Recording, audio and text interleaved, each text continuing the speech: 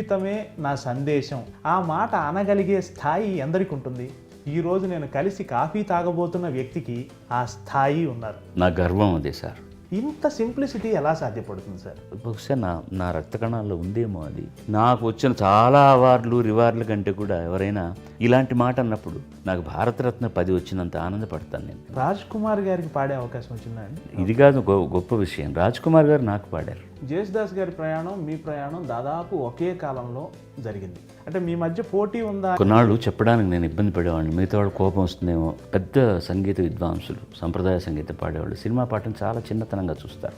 అది సరికాదు. సినిమా పరిశ్రమలో ఎవరికి ఫేవర్ చేయరు. ఇళయరాజా నన్ను పోషించడానికి నాకు అవకాశం ఇవ్వగల. మీరు అనుకుంటున్న ఈ హీరోలందరూ ఇప్పుడు నా చేత ఎందుకు పాటించుకోవట్లేదు? ఇది నేను కంప్లైంట్గా చెప్పట్లేదు, నేను కెమెరా వంక చూసి చెప్తాను. మీ తాలూకు జీవితం తాలూకు గాఢతే మిమ్మల్ని కళాకారులుగా ఈ స్థాయికి తీసుకెళ్ళింది కదా. బాలసుబ్రహ్మణ్యం పాడిన పాట ఎంజీఆర్కి నచ్చలేదు, అందుకని ఆ పాటను తీసేశారు అని కొంచెం దీన్ని సీరియస్గా తీసుకొని, ఎంత గొప్ప జన్మనిచ్చావు దేవుడా, దేవుని కోరుకుంటాను నాకు మళ్ళీ బాలసుబ్రహ్మణ్యంగానే జన్మేయమని.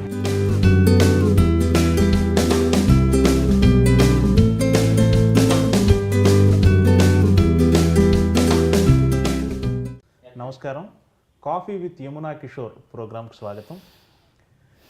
ఈరోజు మనం కలుసుకున్న వ్యక్తిని గురించి చెప్పే ముందు నేను ఒక విషయం మీతో పంచుకోవాలనుకుంటున్నాను. నా జీవితమే నా సందేశం అని మహాత్మా గాంధీ అన్నారు. ఆ మాట అనగలిగే స్థాయి ఎందరికి ఉంటుంది? ఖచ్చితంగా ఈరోజు నేను కలుసుకోబోతున్న వ్యక్తికి, ఈరోజు నేను కలిసి కాఫీ తాగబోతున్న వ్యక్తికి ఆ అర్హత, ఆ అనుభవం, ఆ స్థాయి ఉన్నారు.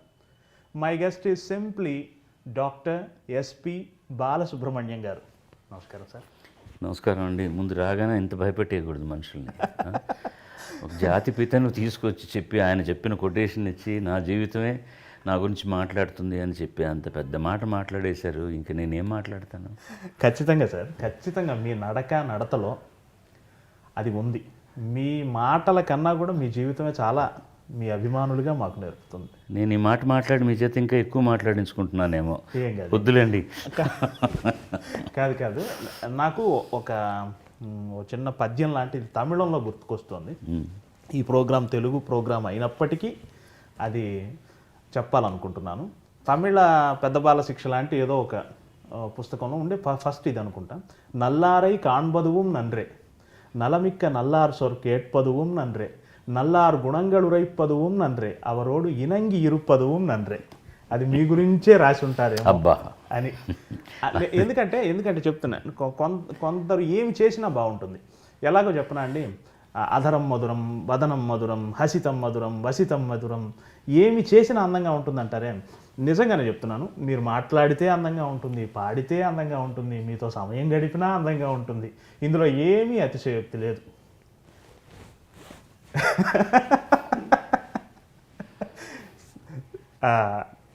ఇది కూడా మీ స్పందనగానే భావిస్తాను.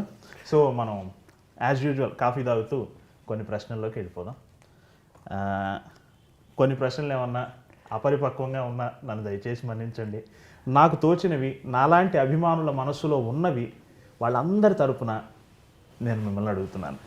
ముఖ్యంగా అండి, మీ నుంచి అందరం మేము ఎక్కువ మా అభిమానులు మాట్లాడుకునేది, ఇంత సింప్లిసిటీ ఎలా సాధ్యపడుతుంది సార్? ఇప్పుడు ప్రతి కళాకారునికి జీవితంలో కొంత సాధించగానే ఎక్కడో ఒక చోట కొంచెం అభిజాత్యమో అంతకు మించిన ఒక భావన ఏర్పడుతుంది.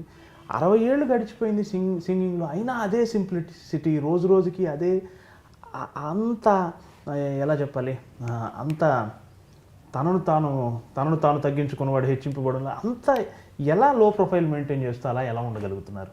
ఇప్పుడు ఎక్కువగా కనపడే వాటిని గురించి ఏమైనా ఆలోచించి కాస్త తక్కువగా ఉన్నది చూసి ఇది ఎలా సాధ్యం అనుకోవడం అన్నమాట ఇది. ఎందుకంటే చాలామంది నాలా ఉండేవాళ్ళు ఉన్నారు. మీరు అన్నట్టు నేను ఉన్నాను అనుకుందాం. నాలా ఉండేవాళ్ళు చాలామంది ఉన్నారు, కానీ నాలా లేని వాళ్ళు చాలామంది ఉంటారు. ఈ సంఖ్యాపరంగా ఇది లెక్క తీస్తే కానీ ఎవరు ఎంతమంది ఇందులో ఉన్నారు, ఎంతమంది అందులో ఉన్నారని తెలియదు, కానీ అది ఎక్కువ కనపడుతుంది. కారణం ఏంటంటే, మీరు ఒక వార్త తీసుకోండి, లేదా ఒక ఎలక్ట్రానిక్ మాధ్యమంలో ఒకరి గురించి చెప్పేది ఏదైనా తీసుకోండి, అట అని ముందర అన్న తర్వాత అది అవును అయిపోతుంది కొన్నాళ్ళకి, అది గనక చెడ్డ వార్త అయితే. ఒకరిని గురించి నీకు తెలుసా నిన్న రాత్రి ఆయన ఎవరినో మర్డర్ చేయబోయాడట, తప్పించుకున్నాడు అట అన్నారు కదా.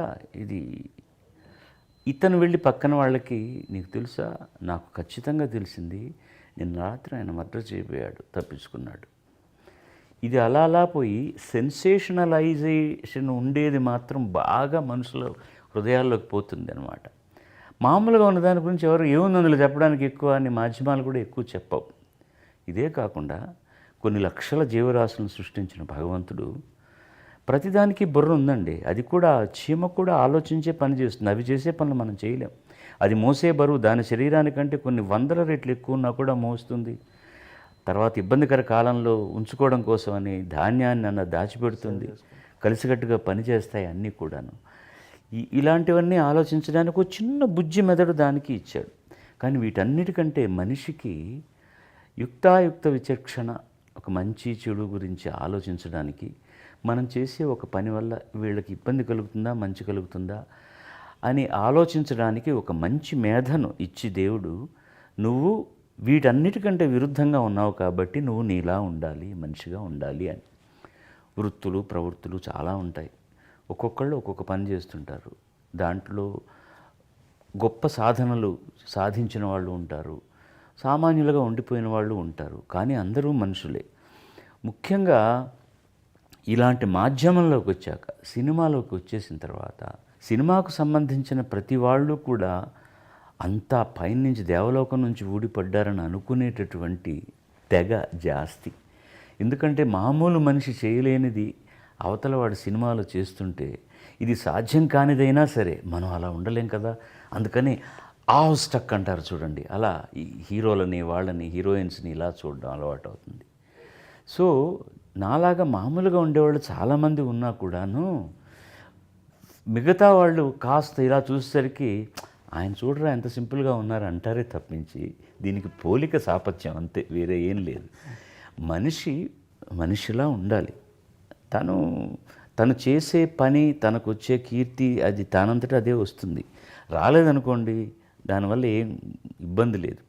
అందుకని తర్వాత నేను అనుకున్న ఒక పాలసీ ఏంటంటే, ముఖ్యంగా నేను ఆలోచించేది, మీరు నన్ను అడిగారు ఈ ప్రశ్న కాబట్టి, ఇది ఏనాడు కలలు కన్నటువంటి వృత్తి కాదు. నేను బాగా పాడతానని 10 మంది చెప్తే ఓహో నేను కూడా మిగతా చోట్ల బాగా పాడుతున్నాను, నాకు కూడా ప్రైజులు వస్తున్నాయి కాబట్టి బాగానే పాడుతున్నాను, ఇది నాకు ప్రత్యేకంగా దొరికిన ఒక వరం, మా తండ్రి గారి నుంచి సంక్రమించింది, మా అమ్మగారి నుంచి సంక్రమించింది, దేవుడిచ్చింది అనుకున్నాను తప్ప నా టెక్నికల్ కళ మాత్రం ఇంజనీర్ కావాలని. సో ఎన్నో తమాషా మలుపులు తిరిగి నేను మొట్టమొదటి పాట పాడిన తర్వాత కూడా కోదండపాణి గారు నువ్వు కనీసం 40 ఏళ్ళు పాడతావు, నువ్వు డిసిప్లిన్గా ఉంటే అని అన్నప్పుడు కూడా ఏదో భ్రాతృవాత్సల్యంతో అంటున్నాడు ఈయన అనుకున్నాను తప్పించి, మహా అయితే 10 పాటలు పాడతానేమో. ఇప్పుడు ఘంటసాల గారు, పిబి శ్రీనివాస్ గారు, అప్పుడే పరిచయం అయిన యేసుదాస్ గారు, వీళ్ళందరూ ఉండగా ఈ కుర్రవాడిని సంగీత పరిజ్ఞానం అంటే వ్యాకరణం తెలియని వాడిని ఎవడు ఎన్నాళ్ళు పెంచి పోషిస్తారు అని అనుకున్నానే తప్ప, నేను బాగా పాడతానని తెలుసు, కానీ వాళ్ళతో పోల్చుకొని నేను ఆ స్థాయికి రాలేను.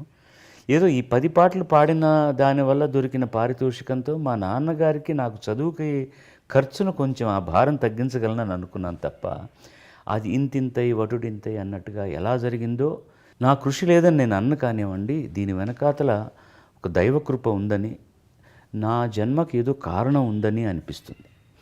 లేకపోతే ఈరోజు కూడా ఏమీ థియరీ తెలియకుండా, సాపాసా తెలియకుండా, ఒక సరళీస్వరం అంటే ఏంటి, జంటస్వరం అంటే ఏంటి తెలియకుండా, ఇప్పుడు 50 ఏళ్ళు, మీరు ఇంతకుముందు 60 అన్నారు, కాదు 50 ఏళ్ళే, 50 ఏళ్ళు ప్రయాణం చేయగలుగుతున్నానంటే ఇది కేవలం నా ప్రజ్ఞ అనుకుంటే మాత్రం అంతకంటే అవివేకం ఉండదు. ఇందులో నా కృషి చాలా ఉంది, ఒక 50% ఉంది. ఆ 50% చాలదు. ఈ 50% కాకుండా భగవంతుడి దయ, జనం నన్ను విని మెచ్చుకునే రీతి, ఇవన్నీ ఉన్నాయని అవగాహనకు వచ్చినప్పుడు మన పాలు తక్కువ కదా, మిగతా వాళ్ళు ఏదో కారణం వల్ల మనల్ని నడిపిస్తున్నారు కాబట్టి వాళ్లకు సేవకుడై వినమ్రుడుగా ఉండడమే మంచిది. నువ్వు సేవకుడు అంటే ఇంటికి వెళ్ళి సేవ చేయక్కర్లేదు. వాళ్ళు ఏం ఎక్స్పెక్ట్ చేస్తున్నారు నీ దగ్గర నుంచి? ఇతను బాగా పాడతాడని ఒక కితాబ్ ఇచ్చేశారు. ఆ బాగా పాడడం వరకే పాడడం మంచిది, పాడలేనప్పుడు పాడకూడదు, వదిలేయడం మంచిది. ఇలాంటి సిద్ధాంతాలతో నేను వెళ్తున్నాను. వీలైతే మన వల్ల ఒకటికి మంచి జరగాలి, లేకపోతే అసలు ఎవరి జోలికి వెళ్లకుండా ఉండడం, హాని చేయకుండా ఉండడం మంచిది. అండ్ ఇది లో ప్రొఫైల్ మనం కావాలని మెయింటైన్ చేసేది కాదండి. బహుశా నా రక్త కణాల్లో ఉందేమో అది. ఇలా ఉండడం చాలా న్యాయం అనిపిస్తుంది మనిషి అన్నవాడు. అందుకోసం అని చెప్పి ఇలా ఉన్నాను తప్ప ఇది ఇందులో ఏదో నేను ఒక్కడనే ప్రత్యేకతను కాదు. అమితాబ్ బచ్చన్ లేరండి, ఆయన సాధించిన దాంతో పోలిస్తే నేను సాధించిందంతా. లతా మంగేష్కర్ గారు లేరా? ఆవిడ బట్టలు ధరించి చెప్తూ కూడా సింపుల్ దుస్తులు ధరిస్తారు, చాలా సింపుల్గా మాట్లాడతారు, ఎవరిని నొప్పించరు. ఇప్పుడు మనం జానకమ్మ గారు కానీ, సుశీల్ గారు కానీ, యేసుదాస్ గారు కానీ వాళ్ళు మాట్లాడుతున్నప్పుడు చాలా హాయిగా ఉంటుంది. వీళ్ళందరికంటే ఏం గొప్పని నేను దీనివల్ల మీరు అన్నట్టుగా ఇది ఎలా సాధ్యం అని అంటే, ఇది ఏదన్నా సాధించగలిగినటువంటి ఒక వస్తువు అయితే అది సుసాధ్యం దుస్సాధ్యం అనుకోవచ్చు. ఇది మన చేతుల్లో ఉన్న పని మనం చేస్తున్నప్పుడు ఇది దుస్సాధ్యం అనుకోవాల్సిన అవసరం లేదు. నాకు వచ్చిన చాలా అవార్డులు రివార్డుల కంటే కూడా ఎవరైనా ఇలాంటి మాట అన్నప్పుడు నాకు భారతరత్న 10 వచ్చినంత ఆనందపడతాను నేను. అంటే ఇప్పుడు ఇప్పుడు బోనస్ 60 దాటిన తర్వాత బోనస్లో బతుకుతున్నవాడు ప్రతివాడు కూడా. బోనస్లో బతుకుతున్న నాకు ఇంతకంటే కీర్తి ఇంకేం అక్కర్లేదు. దీనికంటే బాలసుబ్రహ్మణ్యం మంచి మనిషి అనిపిస్తే చాలు. దానికని ప్రత్యేకంగా నేను పనిచేసేది ఏం లేదు. మీరు అడిగిన ఒక చిన్న ప్రశ్నకి ఇంత వ్యవహారం చెప్పాల్సి వచ్చిందండి. మీ సీనియర్ల ప్రస్తావన మీరు మీ మాటల్లో ఇప్పుడు ధ్వనించింది. లతా మంగేష్కర్ గారు, జేసుదాస్ గారు. పర్టికులర్గా నేను అడగాలనుకుంటుంది, జేసుదాస్ గారి ప్రయాణం మీ ప్రయాణం దాదాపు ఒకే కాలంలో జరిగింది. కొద్దిగా వారు మీకంటే 4 సంవత్సరాలు 5 సంవత్సరాలు సీనియర్ ఆయన. మీరు వారికి గురుస్థాయిని ఇస్తారు ఏ రోజైనా. నేను అడిగేది ఏంటంటే, మీ ప్రయాణంలో మీరు వారిని అంతగా వారిని దాదాపు నెత్తిన పెట్టుకునేంత గౌరవం మీకు ఉంది. మీ ఇద్దరి ప్రయాణంలో అది ఎలా, దాన్ని కొంచెం వర్ణిస్తారండి? ఒకే కాలంలో ఒకే సినిమాలో వారి పాటలు ఉండేవి, మీ పాటలు ఉండేవి. అంటే మీ మధ్య పోటీ ఉందా అని అపరిపక్వంగా నేను అడగను, కానీ ఇది అడగను అంటూ అడిగేశారు కదా. అంటే ఆ అందమైన ప్రయాణం గురించి చెప్పండి సార్. ఇప్పుడు మేమిద్దరం ఒకే సినిమా పరిశ్రమలో ఉన్నా కూడా చాలా దగ్గరగా ఉన్న నాళ్ళు చాలా లేటర్గానే వచ్చింది. ఓకే. ఎందుకంటే మేము అప్పుడు కలిసి పాడిన పాటలు తర్వాత కంటే మొదట్లో రోజుల్లో 2, 3 ఉండేవి అంతే. ఆయన చూసి నేను భయపడేవాడిని. ఓకే. మేధావి, పెద్దవారు, ఆల్రెడీ ఆయన ఒక దేవుడిలాగా ముఖ్యంగా మలయాళం రాష్ట్రాల్లో కీర్తింపబడుతున్న వ్యక్తి. అర్భకుణ్ణి నేను, ఆయనతో కలిసి పాడుతున్నాను, ఎలా పాడగలను ఏంటి అనే దృష్టి ఉండేది కాబట్టి నేనే దూరంగా ఉండేవాడిని. ఆయన కూడా కొంచెం రిజర్వ్డ్గా ఉంటారు మనిషి. అప్పుడు మీ పట్ల అదే వాత్సల్యం కదా వారు. అప్పుడు మనసులో ఏముందో అనేది బయట చెప్పుకునేంత అవకాశం ఇద్దరం బిజీగా ఉండేవాళ్ళం. పాట అయితే మరో చోటుకి వెళ్ళిపోవాలని దృష్టితో నేను దూరంగా మర్యాదగా ఉంటాం. ఆయన బాగున్నారా, ఎలా ఉన్నారు అని అంతవరకే ఉండేది. ఆ పాట పాడడం, వెళ్ళిపోవడం జరిగేది.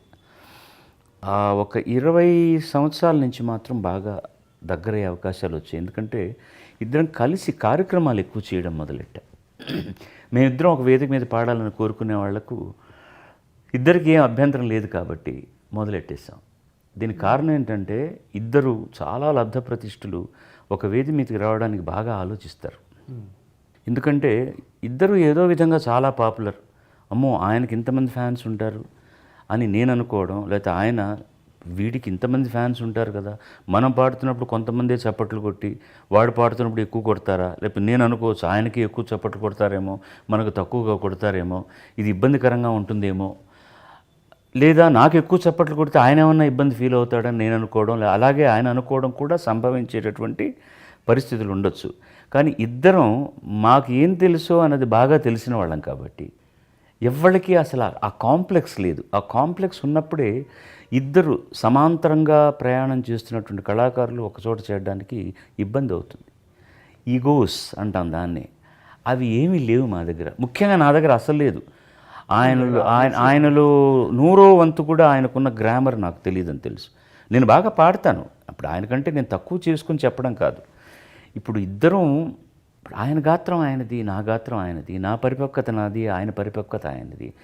ఆయనకున్న ఎక్స్ట్రా క్వాలిఫికేషన్ ఏంటంటే ఆయనకు సంప్రదాయ సంగీతం మీద మంచి పట్టు ఉంది. వేదిక మీద ఆ కచేరీలు కూడా అద్భుతంగా చేయగలరు. నేను చేయలేను, నాకు తెలుసు, గొడవే లేదు నాకు. నేను సినిమా పాటలు ఆయన పాడినంత బాగా పాడడానికి నేను ప్రయత్నిస్తాను, నాలాగా పాడడానికి ఆయన ప్రయత్నిస్తాడు. అక్కడ నేను పాడుతున్నప్పుడల్లా ఆయనలాగా పాడాలని నేను ఆలోచించను, నేను ఆయన పాడుతున్నప్పుడు వాళ్ళలా పాడాలని ఆలోచించాం. పాట బాగా పాడాలని ఆలోచిస్తాం. మాకు వచ్చే పాటలు మాకు ఇచ్చేవాళ్ళు కూడా ఈ పాట అది యేసుదాస్ గారు పాడితే బాగుంటుంది, ఇది బాలు పాడితే బాగుంటుంది అని రావడం వల్ల ఆనందంగా పంచుకున్నాం, ఆనందంగా పాడేశాం. తర్వాత ఒక సంఘటన ముఖ్యంగా జరిగింది ఏంటంటే, మేము ప్యారిస్లో ఒక కచేరీ చేస్తున్నాం. ఎప్పుడు మా వదిన గారు ఆయన శ్రీమతి ఆయనతో ట్రావెల్ చేసేవారు. ఆ ఒక్క కార్యక్రమానికి రాలేదు. నేను నా భార్య వెళ్ళాం. ఒకే హోటల్లో పక్క రూములు. ముఖ్యంగా నేను వెజిటేరియన్ కావడం వల్ల, శాకాహారిని కావడం వల్ల బయట ఊర్లోకి వెళ్ళినప్పుడు భోజనం ఇబ్బంది అవుతుందని ఓ చిన్న కుక్కరు, మా ఇళ్ళల్లో ఉన్న పచ్చళ్ళు పుళ్ళు అవి ఇవిను, బియ్యం ఎక్కడన్నా దొరుకుతుంది, కూరగాయలు ఎక్కడన్నా దొరుకుతాయి. పొద్దున ఎక్కడో మార్కెట్లో కొనుక్కోవడం, హోటల్లో ఆ కుక్కర్ పెట్టుకొని చేసుకొని పెరుగు దొరుకుతుంది, హోటల్ మీద డిపెండ్ కాకుండా తినడం. Very good. ఆయన నాన్ వెజిటేరియన్ తింటారు ఆయన. సో ఆయన 8 గంటల కార్యక్రమం 7ంటికి హోటల్ నుంచి వెళ్తూ ఆ కార్యనిర్వాహకులకు ఆయనకి ఏం కావాలో చెప్పి నా రూమ్లో ఉంచండి, ఆ టైంకి హోటల్లో దొరుకుతుందో లేదో అని చెప్పవలసినని చెప్పారు. మాకు ఆ ఇబ్బంది లేదు కాబట్టి మాకేం అక్కర్లేదే, చేసుకుందాం అన్నాం. 11:30కు కార్యక్రమం అయిన తర్వాత వచ్చాం. మంచి చలికాలం. ఆయన గుడ్ నైట్ అబ్బాయి అన్నారు, రూమ్లోకి వెళ్ళిపోయారు. నేను గుడ్ నైట్ అన్నగారు అన్న మా రూమ్లోకి వచ్చాం. వచ్చి కూర్చుని అప్పుడు ఒక హాఫ్ అన్ అవర్లో వంట అయిపోయింది. ఆ పక్క రూమ్ తలుపు ఎవరు తట్టినట్లేదే అని నాకు, ఎందుకంటే ఈజీగా వినపడుతుంది. ఆయనకి ఎవరన్నా భోజనం తెచ్చిచ్చేవాళ్ళు ఉన్నారా లేదా, ఎవరు రాలేదని అర్థమైపోయింది. ఆయనకు ఫోన్ చేసి డిస్టర్బ్ చేయడం ఎందుకని, నేను ఆ కార్యక్రమం నిర్వాహకుడి నంబర్ నా దగ్గర ఉంది కాబట్టి ఆయన్ను అడిగితే, మేము చెప్పామండి ఎవరికోను అని నీళ్ళు నవ్వులుతున్నాడు. నాకు అర్థమైపోయింది, మర్చిపోయారు వీళ్ళు, అక్కడ భోజనం పెట్టలేదు అని. నేను మా ఆవిడ కలిపి ఒక 4 ముద్దలు ఈ పొడివి అవి కలిపి ఒక ప్లేట్లో నేను రూమ్ సర్వీస్ అని తలుపు తట్టాను. ఆయన ఆల్రెడీ నిద్రపోతున్నారు. తలుపు తీశాడు. ఎన్నప్పా ఎందుకు ఈ టైంలో వచ్చి తలుపు తడుతున్నావు, రూమ్ సర్వీస్ అంటున్నావు ఏంటి అన్నాడు. లేదు అన్నగారు, మీ తలుపు ఎవరు తట్టినట్లేదు, మీకు భోజనం వచ్చిందో లేదని. మర్చిపోయినట్టున్నారు, ఏం చేస్తాం, మంచినీళ్ళ దగ్గర పడుకున్నాను అన్నాడు. మీకు నచ్చుతుందో లేదో ఏదో ఇక్కడ చేసుకున్నాం అంటే, ఆయన అది తింటూ కళ్ళ నిండా జలజల కళ్ళనీళ్ళు కారాయి. జీవితంలో ఆకలంటే బాగా తెలిసిన వాడిని, చాలా కష్టపడి వచ్చాను, ఎన్నో దేవాలయాలు తిరిగాను, అందరూ దేవుళ్ళ మీద పాడాను, ఇంత చక్కటి ప్రసాదం నాకు జీవితంలో ఎప్పుడూ దొరకలేదు నాయన అన్నారు. ఆ రోజు నుంచి నాకు ఇంకా బాగా దగ్గరై, నా తమ్ముళ్ళ కంటే ఎవరు ఎక్కువ మొట్టమొదటి వాడేవాడంటే బాలసుబ్రహ్మణ్యం. ఈయన ప్రతి సభలో చెప్తారు అది ఆయన. అప్పటి నుంచి మేము ఇంకా దగ్గరగా. అంతకు మునుపు ఒక వృత్తిరీత్యా ఆయన ఒక మంచి పాట పాడితే, ఇంత మంచి పాట మనకు దొరకలేదే నేను అనుకుంటాను కాబట్టి అది నాకు తెలుసు. అలా నా పాట గురించి ఆయన అనుకున్నారో లేదో తెలియదు. కానీ ఇద్దరికీ ఒకళ్ళ మీద ఒకళ్ళకి మంచి గాయకులు ఉన్న ఒక మర్యాద ఉన్నది. అది ఆ సౌభ్రాతృత్వం ఇంకా ఎక్కువగా పరిమళించడానికి ఈ సందర్భం ఉపయోగపడింది. ఆయన మా నాన్నగారు దాదాపు 20 సంవత్సరాలు ఉంచావృత్తి చేసి త్యాగరాజ ఆరాధన ఉత్సవాలు నెల్లూరులో చేసేవారు. పోయిన సంవత్సరం 50 సంవత్సరం. మా నాన్నగారు పరమపదించి 25 ఏళ్ళు పైన అయింది. ప్రతి సంవత్సరం నేను ఒక గాయకుడిని గాయనిమణిని అక్కడికి తీసుకెళ్ళి పాడించడం ఆనవాయితీ. ఈ పోయిన సంవత్సరం అడగంగానే ఆయన వచ్చారు, ఒక్క పైసా తీసుకోకుండా ఆయన వచ్చి ఆ వేదిక మీద నేను ఆయనకు సాష్టాంగంగా ఆయన కాళ్ళకు మొక్కాలని నా కోరిక. మా నాన్నగారు ఇచ్చిన వేదిక అది. ఆయన చలించిపోయారు. నా మీద గౌరవం ఉందని తెలుసు, ఇంతమంది, నువ్వు పెద్దవాడి రా, ఎందుకు నా కాళ్ళకు దండం పెడతా, నేను పెద్దవాడిని, మీరు నాకంటే పెద్దవాళ్ళు కాబట్టి మీ కాళ్ళకు దండం పెట్టడం తప్పులేదు అని ఆయనకు ఒక జ్ఞాపిక ఇచ్చాం. మా నాన్నగారు మొట్టమొదట ప్రారంభించినప్పుడు ఆ వేదిక మీద మొట్టమొదట పాడినవారు చెంబై వైద్యనాథ భాగవతార్ యేసుదాస్ గారి గురువు గారు. ఆ బొమ్మ చూసి ఆయన చాలా కదిలిపోయి, మా గురువుగారు ప్రారంభించిన వేదిక మీదకి నేను రావడానికి 50 ఏళ్ళు పట్టిందన్నమాట అన్నారు. అంటే ఎంత సంస్కారం ఉన్నవాడు. సో ఆ బేసిక్ సంస్కారం ఉన్నప్పుడు ఏ విధమైన ఇబ్బంది రాదండి మనుషులు, మీరే హాయిగా జరిగిపోతుంది. ఒకవేళ ఇప్పుడు మీరు అన్నయ్యని గురించి అడిగారు కాబట్టి నేను చెప్పాను, మిగతా ఎవరైనా అటు ఇటుగా ఉన్నా కూడా నేను చాలా సర్దుకుపోతాను. వాళ్ళే వీడు ఇంత మంచివాడు ఏంట్రా వీడితో మనం ఇలా పోటీ పెట్టుకున్నాం అనుకునే స్థితికి వచ్చేస్తారు. చాలామంది అలా అయ్యారు. చాలామంది నా మీద విమర్శలు చేసి చివరిదాకా అలా ఉన్నవాళ్ళు ఉన్నారు. నేను దాన్ని పట్టించుకోను. ముందు నాకు తెలియాలి నేను చేస్తుంది కరెక్టా కాదా అని. నేను సరిగ్గా ఉన్నాను అనుకున్నప్పుడు మిగతా వాళ్ళు ఏమనుకుంటే నాకేంటి. నన్ను ఎక్కువగా నన్ను పొగడొద్దని అనేవాడిని, తెగనాడే వాళ్ళ గురించి కూడా నేను పట్టించుకోను. ఈ బయటి ఊళ్ళకి లేదా బయట దేశాలకు వెళ్ళినప్పుడు మీకు ఇటువంటి ఇబ్బందులు ఎదురవుతూ ఉంటాయి కదండి నిర్వాహకుల నుంచి? చిన్న చితగా జరుగుతాయండి, వాళ్ళు మనుషులే, ఏదో మా జరుగుతుంది. వల్లే మీకు ఒక ఇబ్బంది జరిగింది. వీలుంటే ఈ ఇంటర్వ్యూ సందర్భంగా నేను క్షమాపణ కూడా చెప్పుకోవాలనుకుంటున్నాను. ఒకసారి మైసూర్లో మనం షూట్ చేస్తున్నప్పుడు ఆ రోజు భోజనం రాలేదు. మనం ఎక్కడ రామనగర జిల్లాలో మేల్కోటలో షూట్ చేస్తున్నాం.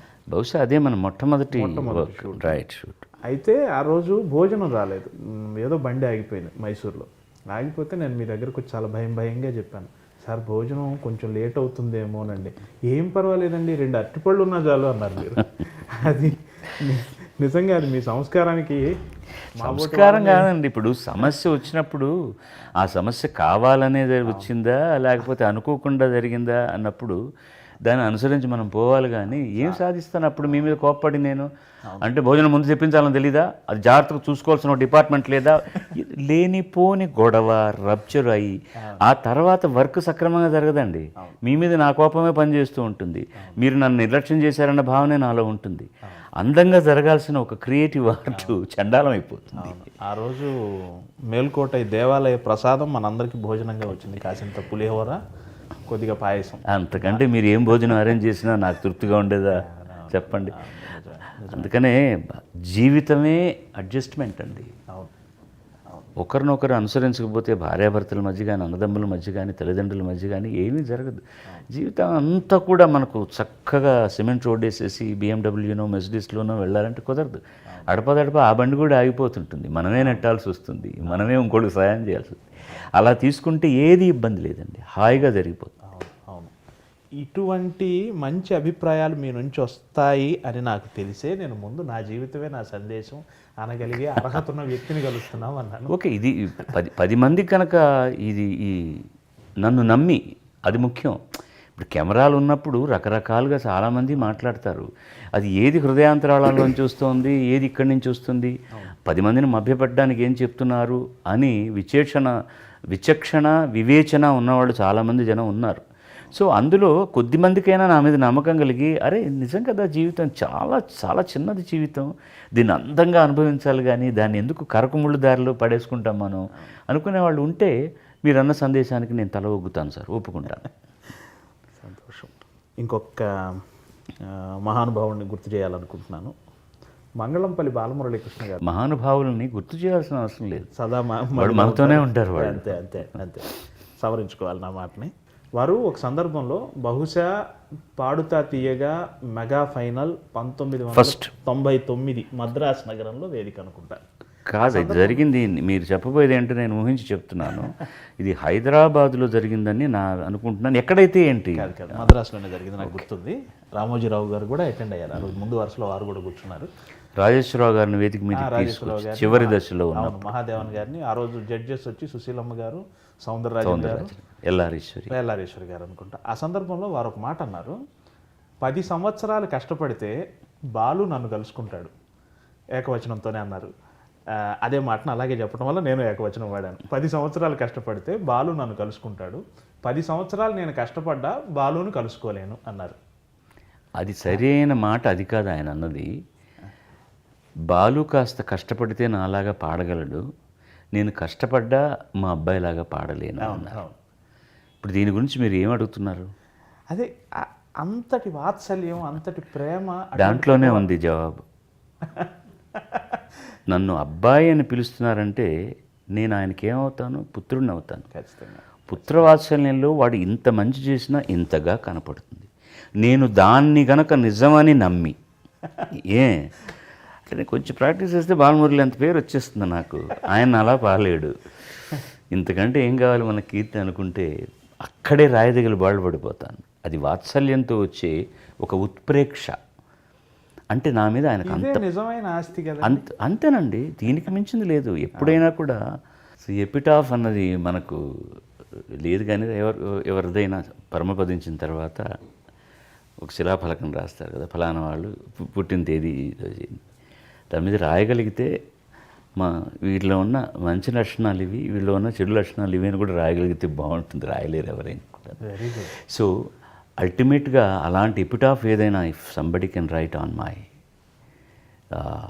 సమాధి మీద రాయగలిగితే, ఇప్పుడు ఎవరికైనా అదేంటండి అంత మాట అనకండి, చెవికి ఇబ్బంది, ఇప్పుడు 100 ఏళ్ళ తర్వాతైనా చనిపోవాలి కదండి. అడగలిగితే ఒక అవతార పురుషుడు ఇలా ఆశీర్వదించాడు ఇతన్ని అని రాస్తే చాలనిపిస్తుంది నాకు, బాలమురళి గారు చెప్పిన మాట. అది భ్రాతృవాత్సల్యంతోనో పుత్రవాత్సల్యంతోనో అన్నది ఆయనకు ఆ నమ్మకం ఉండి ఉండొచ్చు. ఎందుకంటే ఇప్పుడు నాకు అనిపిస్తుంది, నేను అది చేయలేదు కాబట్టి ఆయన చొరక వేశాడు. అథవా ఇన్నేళ్ళుగా పాడుతున్నావు, నా దగ్గరికి ఇంతమంది వచ్చి క్యూలో నిలబడి సంగీతం నేర్పించండి అంటే నాకు వ్యవధి లేకుండా నేను కొంతమందినే స్వీకరించగలుగుతున్నాను. నన్ను నాన్నగారు అని పిలుస్తున్నా, నా దగ్గరకు వచ్చి సంగీతం నేర్చుకోలేవురా నువ్వు, నేర్చుకుంటే ఇంకా ఎక్కడికి వెళ్ళేది నీ కీర్తి పతాక అని ఆయన నన్ను హెచ్చరిస్తున్నట్టే తీసుకున్నాను తప్ప, ఆయన సినిమా పాట ఎప్పుడు ఓ చిన్నదానను ఆయన చేత పాడిస్తామా?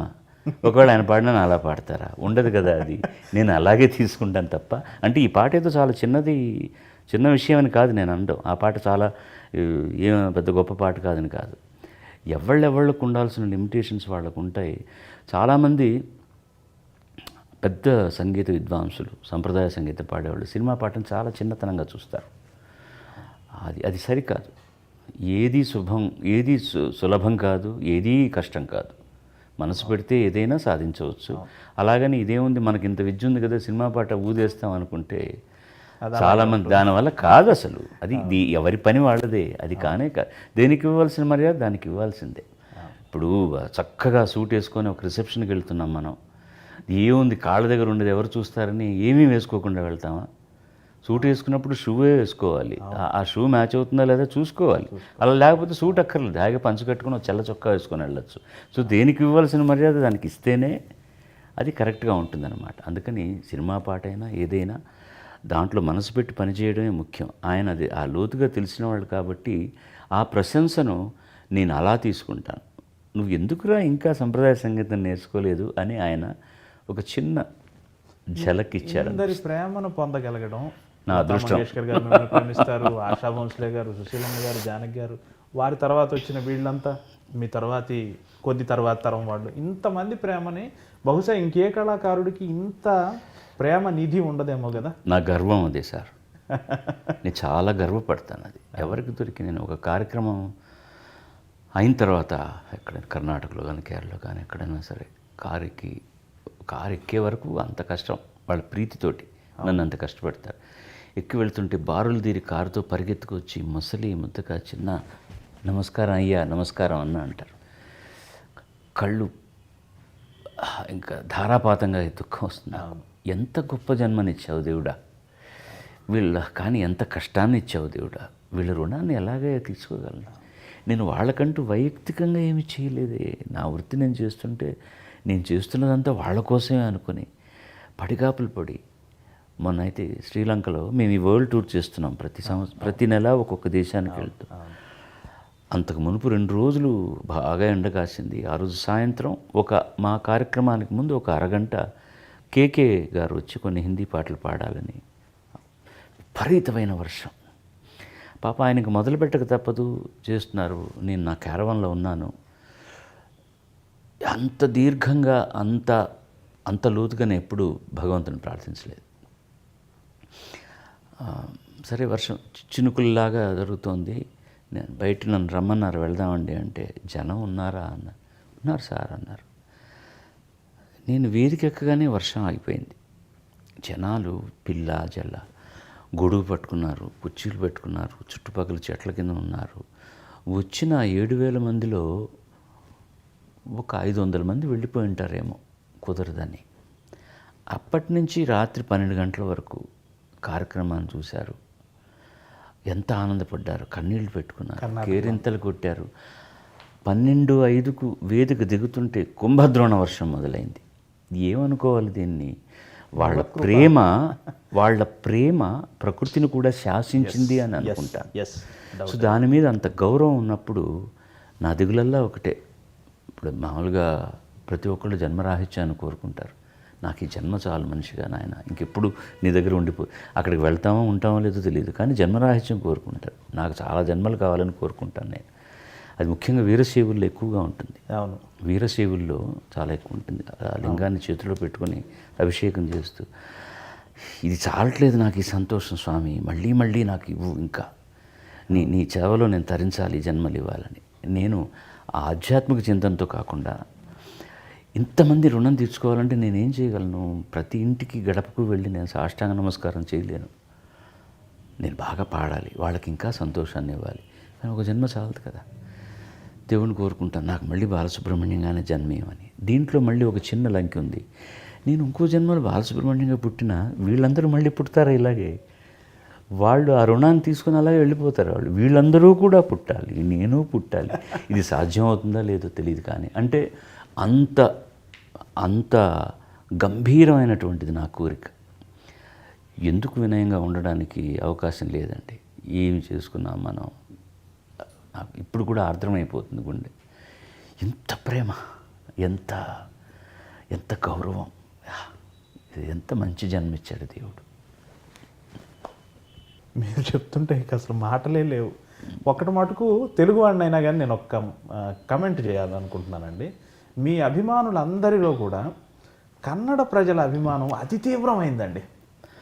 కొన్నాళ్ళు చెప్పడానికి నేను ఇబ్బంది పడేవాడిని. మిగతా వాళ్ళు కోపం వస్తుందేమో, అందరూ నన్ను ముద్దుగా చూసుకుంటున్నారు, ఎందుకు వీళ్ళ దగ్గర అంటే మేము కాదా అని. ఎందుకంటే నేను ఫేస్బుక్లో ఇండియా గెలవగానే బ్రావో ఇండియన్ టీమ్ అని నేను పెట్టగానే అందరూ సంతోషంగా పెడుతూ ఎవరో ఒకరు మీకు క్రికెట్ అయినా గేమ్ లేదా, ఇంకా మన junior hockey team world cup గెలిచారు అది పెట్టాను, అది ఆయన చూడలే.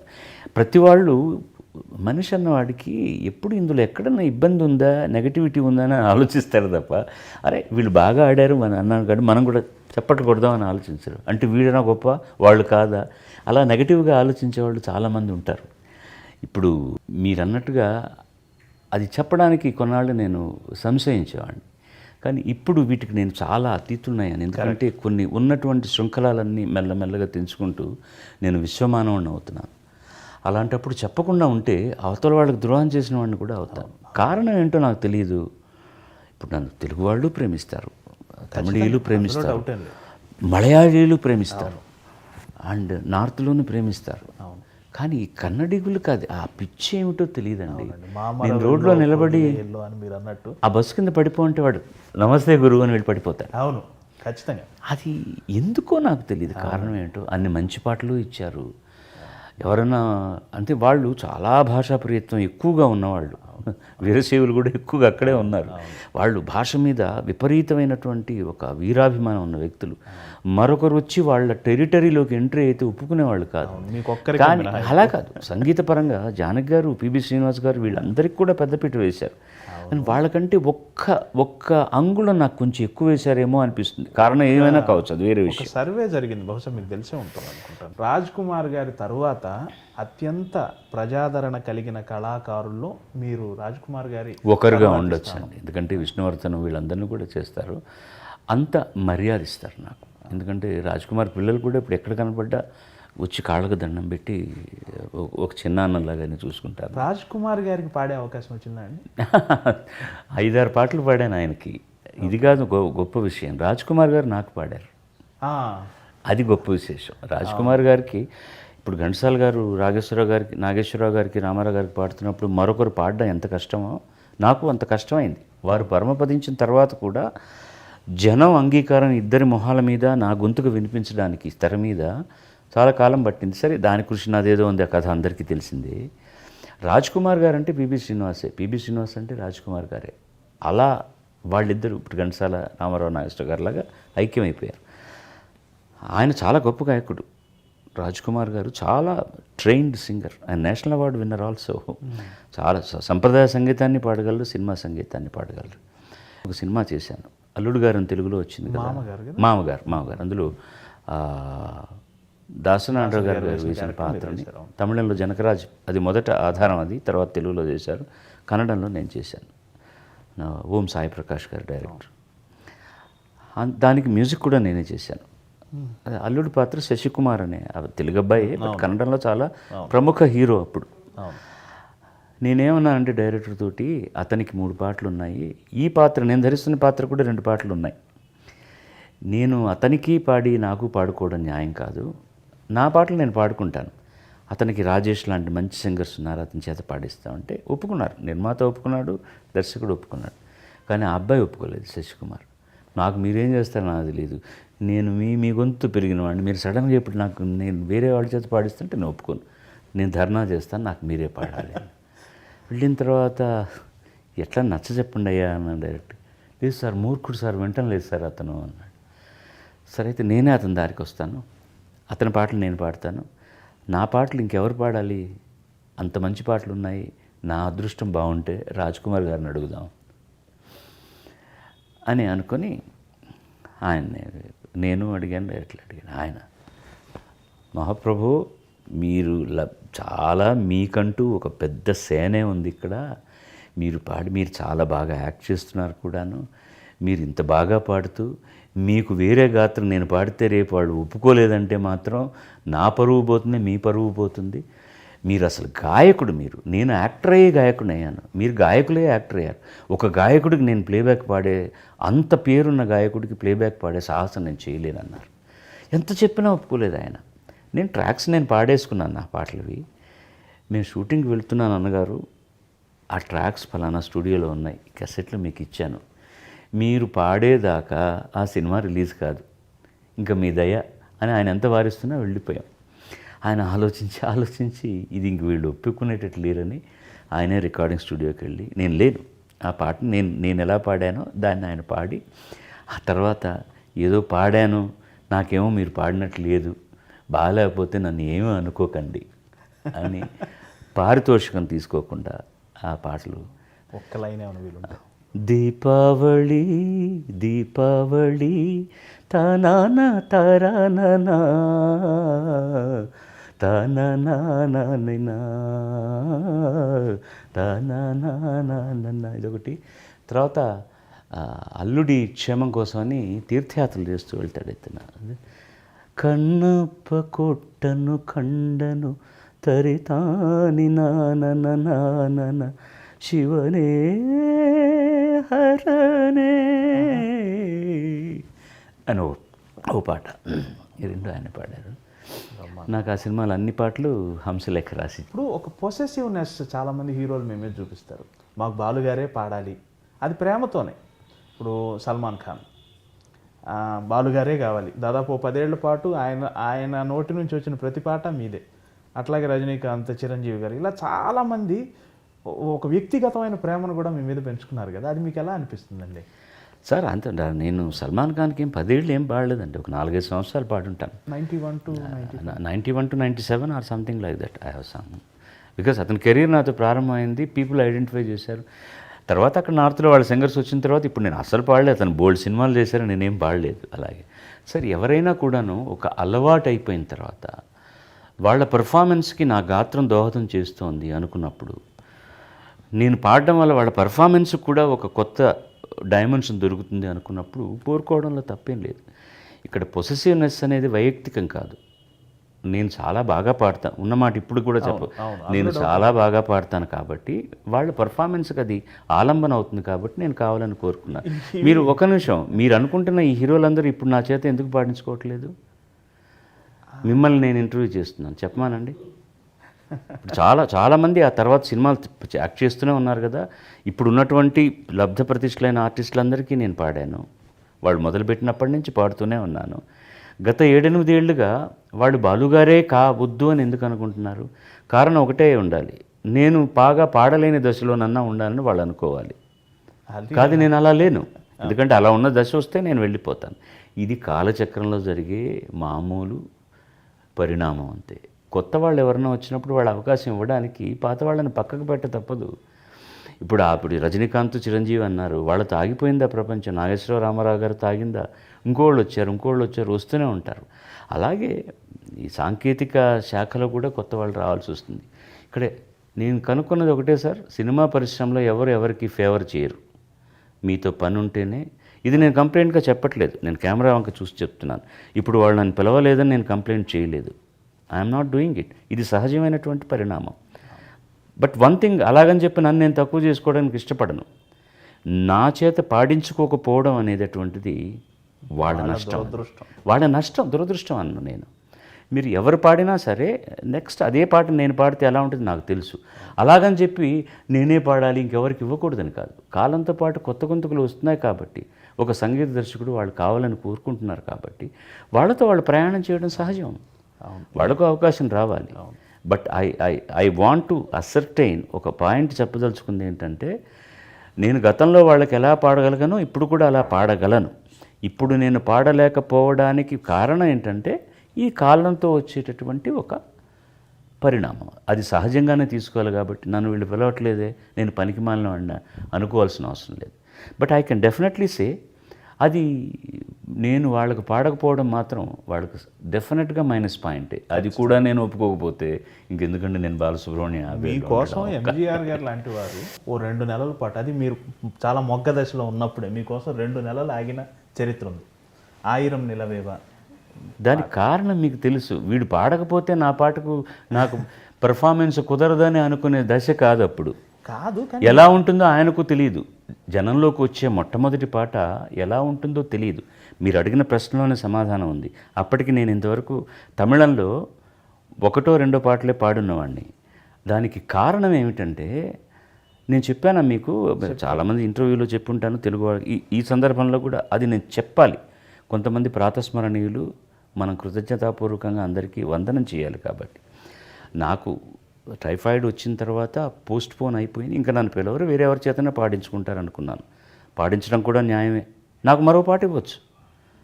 నాకు జ్వరం తగ్గిన తర్వాత మళ్ళీ వారి కారు వచ్చి నన్ను ఇంటికి తీసుకెళ్తే ఇదే పాట రిహార్సల్ చేస్తున్నాం. అడిగే ధైర్యం లేదు నాకు. ఎందుకు ఈ పాటను మీరు షూట్ చేయలేదా? మీరు రాజస్థాన్లో షూట్ చేయాలనుకున్నారు, దీని పర్మిషన్స్, దీంతోపాటు కొన్ని సీన్లు తీయాలి, ఒక 200 మంది జూనియర్ ఆర్టిస్టులు, డాన్సర్లు, అంతమందిని పెట్టుకొని ఈ పాటను తీయకుండా పోస్ట్పోన్ చేయాల్సిన అవసరం. ఒక సౌందరరాజన్ గారు దొరకలేదనుకోండి, అప్పుడు నేను ఒప్పుకుంటాను. బాలుడు అనేవాడు 2 పాటలు పాడినవాడే. రికార్డింగ్లో అయిన తర్వాత ధైర్యం చేసి అడిగాను ఆయన్ను, దీనికి కారణం చెప్పగలరా అని. నువ్వు ఇంజనీరింగ్ కాలేజీలో చదువుతున్నావు అన్నావు, వెళ్ళి నీ మిత్రులకు ఫస్ట్ డే రిహార్సల్స్ కాగానే ఈ పాట పాడి వినిపించుంటావు. వాడు మహదానందపడి ఉంటాడు, మావాడు ఎంజీఆర్కి పాడుతున్నాడని.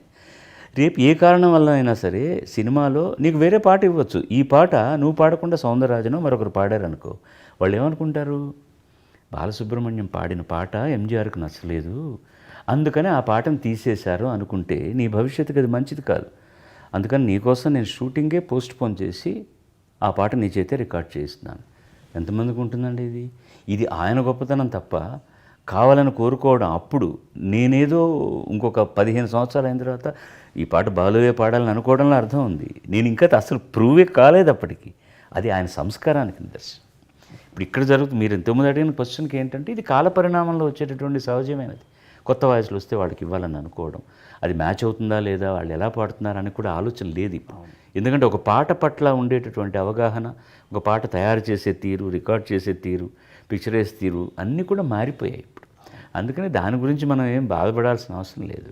నాకు వచ్చే పాట నాదైతే పివి శ్రీనివాస్ గారు చెప్పినట్టు గానే గానే పే లిఖా హై గానే వాలేకి నామ్. ఆయన ఎంత అందంగా చెప్పారు. ప్రతి పాట మీద, ప్రతి బియ్యపు గింజ మీద ఎలా రాసి ఉంటుందో ఎవడు తినాలని, ప్రతి పాట కూడా ఎవరికి సంబంధించిందో, ఎవరికి చేరాలన్నో దేవుడు రాసి పెట్టే ఉంటాడు. నా పాట అయితే దాన్ని అవ్వడు కాదని లేడు, అది నాకే వస్తుంది. అంటే యాదృచ్ఛికంగా ఆ పాట ప్రస్తావన వచ్చింది కాబట్టి ఆ పాటలో యాక్ట్ చేసిన వారు జయలలిత గారు, ఎంజీఆర్ గారు. ఇటీవలే వారు పరమపదించటం, వారితో ఉన్న అనుబంధం చాలా తక్కువ అండి. గొప్ప అనుబంధం ఏంటంటే, ఆవిడ సినిమాలో 4 పాటలు పాడే సినిమాల్లో ఒక్క షోలో 3 డ్యూయెట్లు, ఆ 3 డ్యూయెట్లు నాతోనే పాడారు. అలాగా మొన్న దుబాయ్లో మేము ఆవిడ పరమపదించిన తర్వాత ప్రోగ్రాం చేస్తున్నప్పుడు వారి కోసం కాస్త ప్రార్థన చేసి మొట్టమొదటి పాట వారితో నేను కలిసి పాడిన పాటతోనే మొదలెట్టాం అనమాట. అలాగే ఆవిడకి ఒక ట్రిబ్యూట్ లాగా. సో అక్కడ ఆ రికార్డింగ్ థియేటర్ వరకు పరిచయం. ఎప్పుడైనా ప్రయాణం చేస్తున్న ప్లేన్లో కనబడితే ఎలా ఉన్నారు, బాగున్నారా అని అడగడం వరకే. ఆవిడ ఇచ్చినప్పుడు తమిళనాడు గవర్నమెంట్ అవార్డు తీసుకుంటున్నప్పుడు కులాసాగా ఉన్నారా అనేవారు, అంతే తెలుగు తప్ప. మాతృభాషగా ఉన్న వాళ్ళతో ఆవిడ తెలుగే మాట్లాడేవారట కదా. తెలుగు మాతృభాష అయి ఉండి మాట్లాడే వాళ్ళు తెలుగు కంటే చాలా బాగా మాట్లాడేవాళ్ళు. అవును. నెల్లూరులో ఒకసారి మన నంది అవార్డ్స్ ఫంక్షన్ జరిగింది. దాంట్లో నాకు అవార్డు వస్తే ఆవిడని ముఖ్య అతిథిగా, అప్పుడు తమిళనాడు ముఖ్యమంత్రిగా ఉన్నప్పుడు మన జనార్దన్ రెడ్డి గారు అప్పుడు ముఖ్యమంత్రి, ఆవిడని ఆహ్వానిస్తే ఆవిడ అక్కడ మాట్లాడిన పద్ధతికి నేను సుందరామూర్తి నా పక్కన ఉన్నాడు. ఏమిటయ్యా ఇది ఆవిడది. మా ఉపాధ్యాయులందరూ నాకు తెలుగు నేర్పించిన పద్ధతి, ఆహా. నెల్లూరుతో నాకు నా జన్మతో ఉన్నటువంటి ఒక సంబంధం మూలకంగా ఇక్కడికి పిలిస్తే నేను తప్పకుండా వస్తానని చెప్పి వచ్చానని చెప్పి. వారి తల్లిగారు కొన్నాళ్ళు రంగనాయకులపేటలో వాళ్ళ దాయాదులు ఉన్నారు, అక్కడంతా కూడా అయ్యంగార్ల అగ్రహారం అది. ఓకే. అక్కడ ఆవిడ ఉన్నారన్నమాట. అప్పుడు ఈవిడ చిన్నపిల్లగా ఉన్నప్పుడు కొన్ని సంవత్సరాలు అక్కడ ఉన్నారు. అది ఆవిడ గుర్తు చేసుకొని ఆవిడ చెప్పిన తెలుగు పద్ధతి నాకు భలే అందంగా అనిపించింది అనమాట. అందుకని మొదటి నుంచి కూడా మీరు వారితో పాడిన 3 డ్యూయట్లు తమిళ్ వాడిని. తమిళే. ఇప్పుడు ఆవిడకి మాతృభాష ఏదని చెప్పాలి, తండ్రి తల్లి ఇద్దరూ అయ్యంగార్లు కాబట్టి ఇంట్లో మాట్లాడుకునే భాష తమిళం. పుట్టి పెరిగిందంతా కర్ణాటకలో కాబట్టి బయట అడుగు పెట్టగానే మాట్లాడే భాష కన్నడం. తెలుగు సినిమాల్లో నటించారు కాబట్టి ఆవిడకి తల్లిగారి ద్వారా సంక్రమించిన తెలుగు భాషను ఆవిడ ఉపయోగించుకున్నారు. ఇంగ్లీష్ చాలా ఫ్లూయెంట్గా అత్యద్భుతంగా మాట్లాడగలిగిన ఒక విదుషి ఆవిడ. సో కొన్నాళ్ళ తర్వాత మన మాతృభాష ఏమిటంటే కళాకారులకు మర్చిపోతాం మనం. మర్చిపోవడం ముఖ్యం. అవును. అందుకని నన్ను ఎవరు అడిగినా కూడా మాతృభాష ఏంటంటే సంగీతం అని చెప్తాను. అవును. ఈ మధ్య రష్యా ప్రోగ్రాంలో కూడా మీరు అదే చెప్పారు. సార్, నేను యూట్యూబ్లో ఒక వీడియో చూశాను.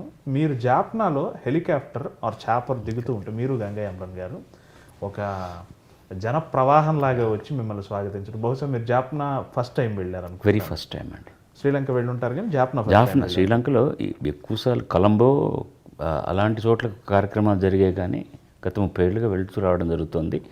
ఈ ఇబ్బందికరమైన పరిస్థితులు అక్కడ సివిల్ వార్ జరుగుతున్న సందర్భంలో వెళ్ళడం అనేటువంటి 15 ఏళ్ళుగా జరగలేదు. అది ఎలా అనిపించింది అంతా? అది ఇవన్నీ అండి జీవితంలో చాలా మనం ఎవరం అని తెలియజేస్తాయి. మనం చేస్తున్న పనికి ఎంతమంది స్పందిస్తున్నారు, కారణం ఏమిటి అని ఆలోచించినప్పుడు జన్మ సార్థకమైంది అనిపిస్తుంది.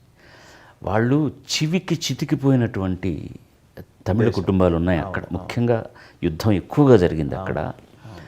అక్కడి నుంచి రెక్కలు తగిన పక్షుల్లాగా ఒంటి రెక్కతో ఎగిరి ఎక్కడెక్కడో దేశాంతరాల్లో వెళ్ళిపోయి వాళ్ళ బతుకుతున్న వాళ్ళు, వాళ్ళ తాలూకు ఉండిపోయిన వాళ్ళు, మళ్ళీ తిరిగి వచ్చిన వాళ్ళు అక్కడ ఉంటూ సాంస్కృతిక కార్యక్రమాలకు దూరం అయిపోయారు. ఒక రేడియో టెలివిజన్ తప్ప వాళ్ళకు వైయక్తికంగా ఆర్టిస్టులను చూసే అవకాశం రాలేదు. దానికి బోలెడు కారణాలు వచ్చాయి. ఒక్కోసారి ఎవరన్నా వెళ్దామన్నా కూడాను ఇంకా తమిళీయులకు అక్కడ రావాల్సినటువంటి గౌరవం రాలేదు కాబట్టి ఎవరు వెళ్ళకూడదని ఆంక్షలు విధించిన కొన్ని సంస్థలు ఉన్నాయి.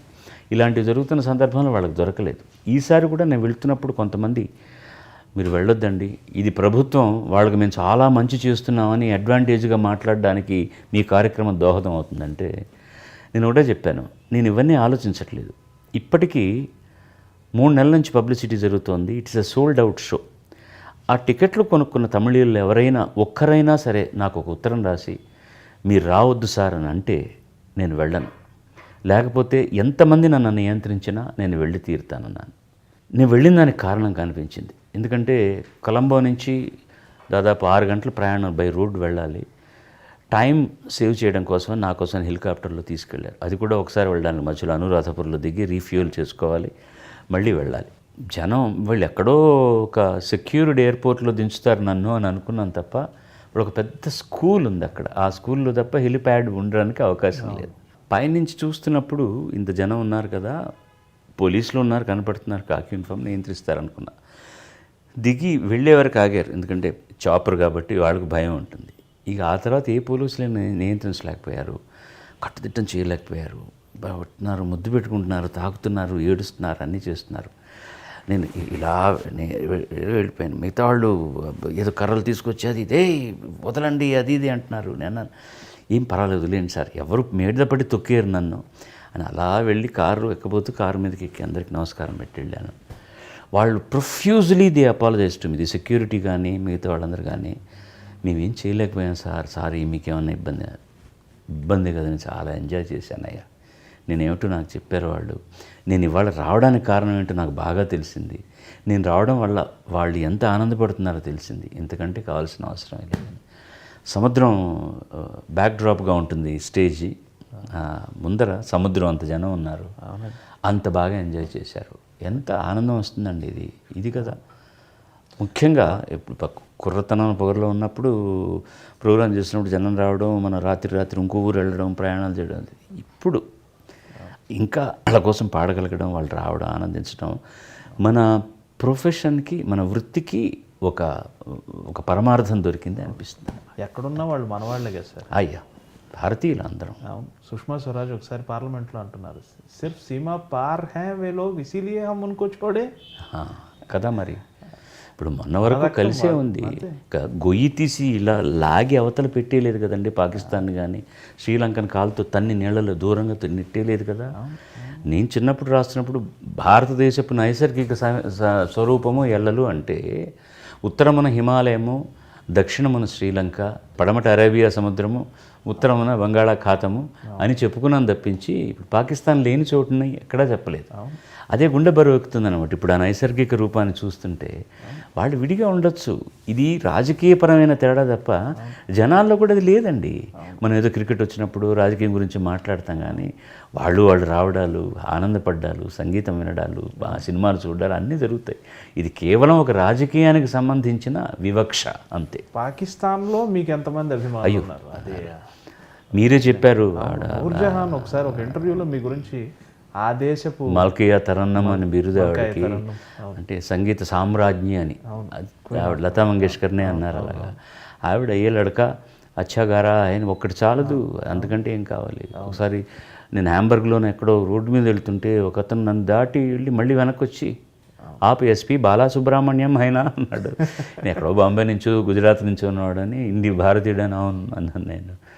సార్ ఏదో కాదర్ ఖాన్ అని ఏదో చెప్పాడు. నేను I'm from Peshawar, I'm so మీ అంటే చాలా ఇష్టం, మీ పాటలు చాలా ఇష్టం అన్నాడు. గుండె ఉప్పం కదండి, ఎందుకు కాదు. సంగీతానికి ఎల్లలు లేవు, రాజకీయానికి ఎల్లలు ఉన్నాయండి. ఖచ్చితంగా. ఇక్కడ విషయం ఏంటంటే ప్రతి రాజకీయ నాయకుడు పార్టీలకు అతీతంగా మిమ్మల్ని అభిమానిస్తారు ఒక కళాకారుడిగా. ప్రధానంగా నేను ప్రస్తావించదలుచుకుంది ఏంటంటే మోడీ గారికి మీ పట్ల ప్రత్యేకమైన అభిమానం ఉంది. మరి బహుశా మీరు ఆ విశేషాలు పంచుకుంటారో లేదో నాకు తెలియదు కానీ స్వచ్ఛ భారత్కి ఆయన ఏరి కోరి మిమ్మల్ని బ్రాండ్ అంబాసిడర్గా పెట్టారు సౌత్ నుంచి. ప్లస్ నేను విన్నది ఏంటంటే ఆయన మీ కళ పట్ల కూడా చాలా అనురక్తి ప్రదర్శిస్తారు, మీ పట్ల చాలా ప్రత్యేకమైన అభిమానం అని విన్నాము. ఇది కొంచెం ఈ నిజానికి కాస్త దూరమైన అతిశయోక్తి ఇది. అలాగే ఆయన నా పట్ల మాట్లాడిన 2 ముక్కల వల్ల కానివ్వండి, ఏదైనా కానివ్వండి, ఆయన నాకు గౌరవం చూపిస్తున్నాను. గౌరవం ఉంది తప్ప అంత ఇంటిమసీ లేదు మా ఇద్దరి మధ్య. ఇప్పుడు ఇక్కడ చాలామంది బ్రాండ్ అంబాసిడర్లు నేను ఒకడిని. దానికి కారణం ఆయన మాత్రమే కాదు, ఇక్కడ ఉన్నటువంటి వాళ్ళని అడిగి ఎవరైతే దానికి మర్యాద ఉంటుందో అడగడం, వెంకయ్యనాయుడు గారు లాంటి వాళ్ళు సంప్రదించినప్పుడు ఫలానా వాళ్ళని చెప్పడం నాకు వచ్చింది. కానీ ఆయన ఏరుకోరి నన్ను పెట్టలేదు దానికి. ఆయన నా పట్ల చూపించిన గౌరవానికి ఒకే ఒకసారి సందర్భంలో ఆయన కలుసుకున్నాను. నిదర్శనం అదే. పోయిన సంక్రాంతి సందర్భంలో మన నాయుడు గారు, వెంకయ్య నాయుడు గారు ప్రతి సంవత్సరం అక్కడ ఒక సంరంభం జరుపుతారు. దానికి అందరు రాజకీయ నాయకులు వస్తారు, పార్టీకి అతీతంగా అందరూ వస్తారు. అక్కడ ఉన్నటువంటి తెలుగు, తమిళ, కేరళ, కన్నడ సంఘాలకు సంబంధించిన వాళ్ళందరూ వచ్చి వాళ్ళ ఓ నృత్యం, ఓ పాట పాడడం జరుగుతుంది.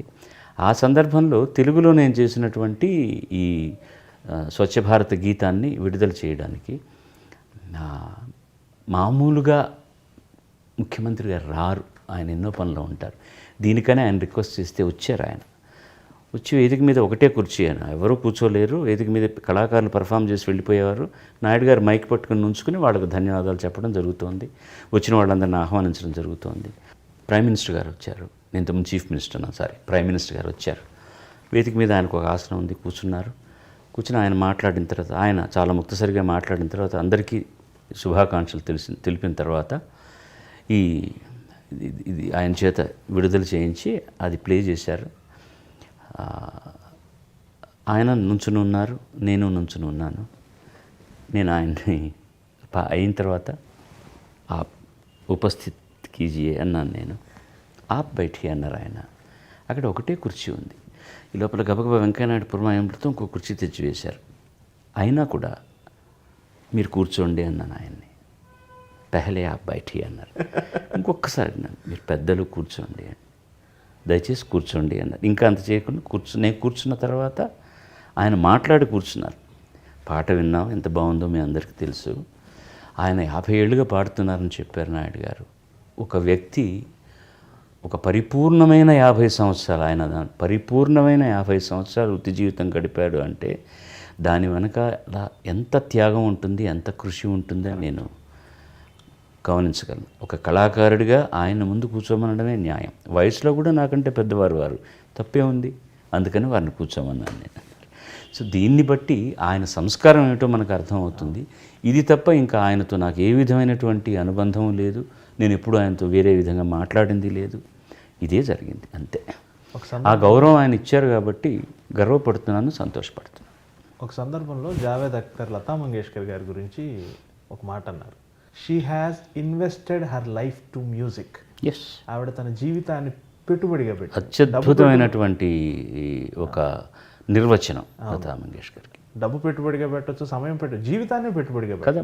13 సంవత్సరాలప్పుడు తండ్రి చనిపోగానే ఉన్న కుటుంబాన్ని బాధ్యత అంతా నెత్తిన వేసుకొని ఆవిడ యాక్ట్ చేయడానికి కూడా వెనుకాడకుండా చిన్న చిన్న పాత్రలు ధరిస్తూ కోరస్లు పాడుతూ చివరి వరకు జీవితాన్ని త్యాగం చేసింది. ఆవిడ ఇల్లాలు కాలేదు. అవును, అందరినీ నిలబెట్టి కుటుంబంలో ఉన్న ఒక్క తమ్ముడిని, మిగతా చెల్లెళ్ళందరినీ కూడా వాళ్ళని సుస్థిరంగా నిలబెట్టి అలా హాయిగా ఒక భీష్మాచార్యుడిలాగా 50 ఏళ్ల పరిపూర్ణ వృత్తి జీవితం అన్నారే. అవునండి, దీన్ని నేను అలాగే చూస్తున్నాను సార్. మీరు కూడా మీ జీవితాన్నే పెట్టుబడిగా పెట్టారు. కానీ సార్ ఇది నేను చేయవలసిన అగత్యం నాకున్న కారణం వేరే. మొట్టమొదటి నేను చెప్పాను అది 10 పాటలు పాడితే కానీ నేను 10 పాటల పైన పాడలేను అని. నా మీద వాళ్ళు చూపిస్తున్న దీన్ని నేను కొంచెం దీన్ని సీరియస్గా తీసుకొని దీంట్లో మనకి ఈ వృత్తిలో ఇంకా చదువులోకి వెళ్ళలేమని తెలిసిపోయింది కాబట్టి దీంట్లో నేను ఎంత దూరం వెళ్ళగలనో, ఎంత బాగా చేయగలనో చేయాలని కృషితో చేశాను. దానికి కొన్ని త్యాగాలు చేయాల్సి వస్తుంది. సంసార జీవితానికి దూరంగా ఉంటాం, పిల్లల్ని ఎదుగుదలను చూడలేము, ఇవన్నీ ప్రతి వాళ్లకు జరిగేదే. బట్ ఆవిడతో పోల్చడానికి మనకు అధికారం లేదు. ఆవిడ వృత్తిని స్వీకరించడానికి ముందరే బాధ్యత స్వీకరించాల్సి వచ్చింది. నాకు ఎవరైనా అవకాశం ఇవ్వండి, నేను వేషాలు కూడా వేస్తానంటే రోజుకు 2 రూపాయలు వచ్చినా కూడా కుటుంబం కోసం ఖర్చు పెట్టడానికి మొదలెట్టి ఆవిడ సంగీతం నేర్చుకుని ఇంకా ఎవరూ అలాంటి గాయనమని లేరు అన్నట్టుగా ఆవిడ తయారైంది. నేను వృత్తిలోకి వచ్చిన తర్వాత నేను పరిణతి సాధించాలి కాబట్టి నేను చిన్న చిన్న త్యాగాలు చేయడం అనేటటువంటిది ఎవరైనా చేసేది. ఆవిడ అలా కాదు. 13 ఏళ్ళు ఏం జీవితం చూసి ఉంటుంది ఆవిడ. తర్వాత ఆవిడ పెద్ద లగ్జరీ కార్లో ఉండొచ్చు. ఇప్పుడు కూడా ఆవిడ ఉండే చూస్తే ఒక 3 బెడ్రూమ్ అపార్ట్మెంట్, చాలా సాదా సీదాగా ఉంటుంది. ఎక్కడ పెద్ద విల్లాలు బంగ్లాలు కొనుక్కొని ఉండలేదు ఆవిడ. అవునట సార్. ఇప్పుడు ప్లేబ్యాక్ సింగర్గా ఒక దాన్ని ఏమంటారు, మెహబూబ్ గులూకార్ అంటారు హిందీలో, అట్లా స్టార్ సింగర్ అనే ఒక కాన్సెప్ట్ ఉండేది. లతా మంగేష్కర్, ఆశా భోంస్లే, సుశీలమ్మ గారు, మీరు, బాలు గారు, ఘంటసాల గారు, మహమ్మద్ రఫీ, జేసుదాస్. ఆ శకం అయిపోయిన తర్వాత మెహబూబ్ గులూకార్, ఈ స్టార్ సింగర్ అనే కాన్సెప్ట్ ఇంక ఎందుకు పోయింది? ఇక ఎందుకు మీ స్థాయికి మిగతా వాళ్ళు ఎవరు రీచ్ కాలేకపోతున్నారండి? స్టార్ ఛానల్లో వచ్చే స్టార్ సింగర్లు అంటున్నారు కదా. అలా కదా నా ఉద్దేశం. నేను I was just making it lighter weight. కష్టం సార్ అది. కారణం ఏంటంటే ముఖ్యంగా ఒక కొత్త నేపథ్య గాయకుడిని గాయన్ని తీసుకుంటే వాళ్ళకి ఎక్కువ అవకాశాలు ఇచ్చి వాళ్ళకి పదును పెట్టి వాళ్ళ చేత మంచి జాబ్ని రాబట్టాలని తాపత్రయం ఉండేది. ఇప్పుడు చాలామంది సింగర్స్ వచ్చారు, టాలెంటెడ్ సింగర్సే వచ్చినా ఏమవుతుందంటే ఏదో వెరైటీ అనేటటువంటి ఒక మాటను వాడుతూ ఒకే సినిమాలో ఒక హీరోకి 4 సింగర్ చేత పాడిస్తున్నారు. అది కూడా పర్వాలేదు, గతంలో కూడా 1-2 సార్లు జరిగాయి. ఒకే పాటను 3 పాడడం ఏంటి? అది కూడా ఫ్యాషన్ అయిపోయిన రీతిలో. ఇంకా ఎలా ఉంటారు? ఒక సినిమాలో 4 పాడంగానే ఇంకో కొత్త వాయిస్ వినిపించగానే వాడి చేత పాడిద్దాం అని వాళ్ళని తీసుకురావడం. లేదా ఇప్పుడు ఏ భాషలో పాడుతున్న వాళ్ళు మరో భాషలో పాడినా తప్పులేదు, ఆ భాషకు న్యాయం చేసినంత వరకు తప్పే లేదు. ఇప్పుడు ఎవరో ఒక పెక్యులర్ వాయిస్ ఒక యాడ్లో వింటాను అనుకోండి, మనం ఎందుకు పాడించకూడదు అని తీసుకురావాల్సిన అవసరం లేదు. అది ఎప్పుడంటే ఇక్కడ ఎవరైనా ఆ పాటకు అతనిలా న్యాయం చేయలేరు అనుకునే పరిస్థితులు తప్పకుండా పిలుచుకురావాలి. మేమందరం అలా పాడిన వాళ్ళమే కదా మిగతా భాష. నాకు అభిప్రాయం. ఇప్పుడు ఏమవుతోందంటే ఫ్యాషన్ అయిపోయింది. రకరకాల అసలు కొన్నిట్లు కొంతమంది పేరు కూడా తెలియదు మనకు. పాపం వస్తున్నారు, ఓ 10-15 పాటలు పాడి కొద్దిగా సంపాదించుకుంటున్నారు, మళ్ళీ వాళ్ళు మర్చిపోబడుతున్నారు, ఇంకెవళ్ళో వస్తున్నారు. దానివల్ల ఏమీ జరగదండి. ఇప్పుడు త్యాగం అంటే ఎలా జరగాలంటేనండి, మీరు నిజంగా ఒక తరం అయిపోతుంది, ఆ తర్వాత ఇంత మంచి వాళ్ళు రావాలి అనుకున్నప్పుడు వీళ్ళలో ఉన్న బెస్ట్ ఒక 2 అబ్బాయిలని 2 అమ్మాయిలను తీసుకుని వాళ్ళకి ఎక్కువ ఎక్స్పోజర్ ఇవ్వాలి, ఎక్కువ అవకాశాలు ఇవ్వాలి, ఎక్కువ మంచి మంచి పాటలు పాడే అవకాశాలు ఇవ్వాలి. అప్పుడు వాళ్ళు నిలదొక్కుకోవడానికి అవకాశం ఉంటుంది. ఇప్పుడు కేవలం మాధ్యమం ఉంది కదా, దాంట్లో ఏవో కార్యక్రమాలు అందరూ కనపడుతున్నారు, పాపులర్ అవుతున్నారు, సంపాదించుకుంటున్నారు, వెళ్ళిపోతున్నారు తప్ప ఎవరికి ఆత్మసంతృప్తి లేదు. ఇంకొక పాయింట్ ఆలోచిస్తే వాళ్ళు నిలదొక్కుకోవడానికి ఇప్పుడు నాకు వచ్చిన కొత్తల్లో నేనంటే నేనే ఫస్ట్ అన్ని పాటలు పాడిన సినిమా. దాంట్లో ఉన్నటువంటి పాటల ద్వారా అన్ని రకాలు పాడగలడు అని ఒక చిన్న అవగాహన జనానికి, ఒక చిన్న అంగీకారం దొరికింది. ఆ తర్వాత ఏ దివిలో విరిసిన పారిజాతమో, ఇతను సెమీ క్లాసికల్ కూడా పాడగలడు, మామ చందమామ, ఇవన్నీ పాడుతూ ఆడవే మయూరి, సంస్కృత సమాసాలను కూడా వీడు బాగా ఉచ్చరించగలడు.